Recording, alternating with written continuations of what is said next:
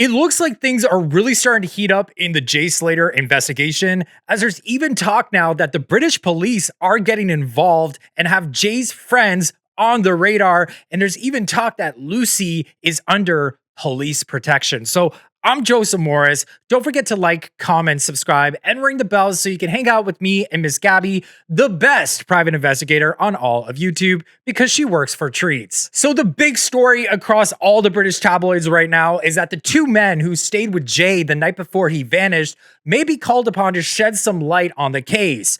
A British coroner could call on Ayub, Qassim, and Rocky, the last confirmed people to see Jay alive, to come to speak at an inquest. But such an investigation will be up to the family's wishes. And for the sake of justice for Jay, I really hope that they do pursue, Ayub and Rocky, but also Jay's other friends, namely Lucy, Brad, and Brandon. Because hold on to your horses, Ayub is now using Jay's tragedy as a way to make money by charging people for more information on Telegram while at the same time shilling crypto coins. I might get Brandon on the Telegram, We might get Brandon, because Brandon's screwing. Everyone's about his name. Let's get him. Yeah, and I might get him on the Telegram, exclusive. On the Telegram, you're going to get the photos, the videos, everything that you're all itching for, yeah? You're not getting it for free. Yeah, we'll take it. You know what I'm saying? He's Rocky. I was just staring. But you know what? We're people are the people. You're joining there and you're in there for life. Do you know what I'm saying? It's a community thing. We're going to make coin together. I'm going to put people onto earners. And yeah, it's going to go off. So start making like crypto wallets because it's going to be heavily involving crypto. Do you know what I'm saying? So Ayub, as he describes, is selling the final recording of Jay Slater ever. Ayub describes this recording as Ayub driving at high speeds through the Masca Mountains, and he is recording Jay laughing at his friend Rocky passed out asleep in the car. So no one has seen this recording yet, and many users feel the video is not being shared because other people who they want to conceal is in the recording, namely Brandon Hodgson, aka Hodgey. So Hodgey was the other person on the trip with Jay, Brad, and Lucy, and he has not shown his face or spoken out since Jay vanished. There's also word that the reason Hodgey was not showing his face is because there's bruises all over it from a fight that occurred at the B&B before Jay disappeared. Brandon wouldn't come out, and he's got bruises all over his face. Ayub said that they had a little play fight. They're into boxing and they like a bit of boxing or sparring, and it must have been the night before when Jay went missing. I'm not saying this is a fact, but did Jay go up to this B&B to settle a debt he owed to a dealer and it went sideways? So in Ayub's live stream, he referenced these text messages. In the text, it says that Jay went to the B&B to sell a watch, an AP watch. He had just stolen to pay off a debt he owed for taking Hodge's coke. Quote, Jay didn't have any money for this coke, so he built up a debt with Hodge, end quote. So many users have pointed out the cuts on Ayub's face in recent videos, calling them fresh. Yeah, and this is sort of like an outtake from his most recent video, and you can see that there's a blatant cut on his face. Both the text messages and Ayub himself said that Jay brought knives with him in case settling this debt turned out dangerous. So Gabby asks, did a fight break out and Jay tried to defend himself against Ayub with the knives he brought? And that's how these cuts ended up on Ayub's face, and the reason why Brandon and also Lucy won't show their faces. Notably, Jay's phone was allegedly wiped of any evidence when it was found with his body, and his clothes were allegedly found placed near his remains, almost as if Jay had been thrown off the cliff and his phone and clothes were tossed after him. Many cybersleuths are actually questioning if Jay had his phone when he disappeared. Like, did a fight occur and they took Jay's phone and wiped all the evidence?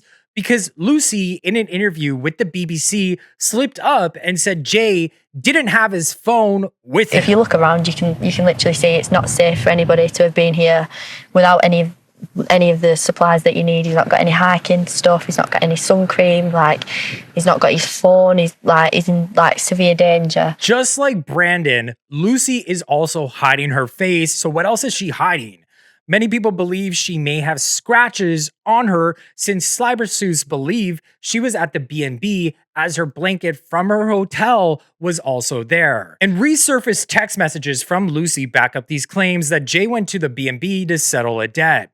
According to Lucy, Jay called her to tell her his phone was at 1%, but the screen grabs from Lucy showed it was an outgoing call from her, which contradicts her statements that Jay dialed her. And then according to the timeline, after this phone call to Lucy, where Jay said his phone battery was at 1%, Brad says he received a video call from Jay where he was sliding down the rocks. And many cybersleuths have pointed out, how would this be possible to do if Jay's phone was at 1% battery? I mean, making a video call when it's that low is almost impossible. It would have just failed.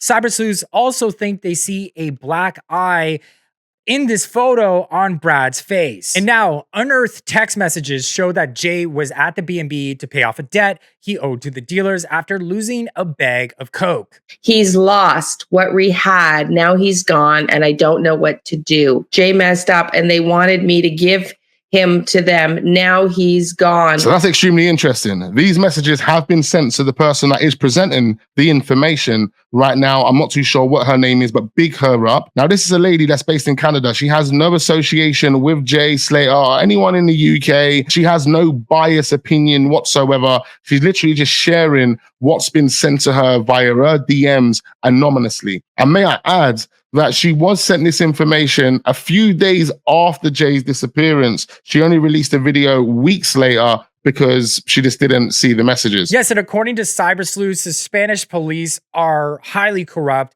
and are involved with the criminal underworld that exists in Tenerife and are paid off to cover this all up. And just looking at Lucy's Instagram, she lists in her bio that she's involved with travel and transport, which many people think it has to do with working with or for Ayub, who is a convicted substance dealer who spent 11 years in prison, who admitted he was friends with Lucy. Ayub allegedly hires people to work for him, and they are allegedly all Lucy's friends. So it's sort of like this one big group of people who are running these substances in Tenerife. Wake up! Wake up! Wake up! Wake. Yeah, so TikTok sleuths are saying that this is the same person and proves that Ayub knows these people and hires these people to work for him to run substances around Tenerife. And Jay got involved in this group of people and met a very tragic end. And now TikTokers are saying that Lucy is seeking police protection. Lucy's gone to seek police protection. Has she been given a deal? If she says something, she's covered, she's immune, whatever. It's turned this whole investigation into a whole different story. Is it to get the English police involved quicker because she seeked police protection in the UK? Unsure. Unable to comment. Could be hearsay news because this isn't on the news platforms that Lucy has sought police protection. However, because it's not a UK investigation, can they not list that? So with all these unearthed texts and getting exposed, did Lucy seek police protection because of her alleged involvement? Is she in sort of like a witness protection program, or did she cut some sort of deal? Is Hodgey not showing his face because people are starting to ask these very serious questions about his involvement and why he's keeping such a low profile? Sound off in the comments below, and don't forget to subscribe by hitting my face right above Miss Gabby, and let's roll the outro. Bye, guys.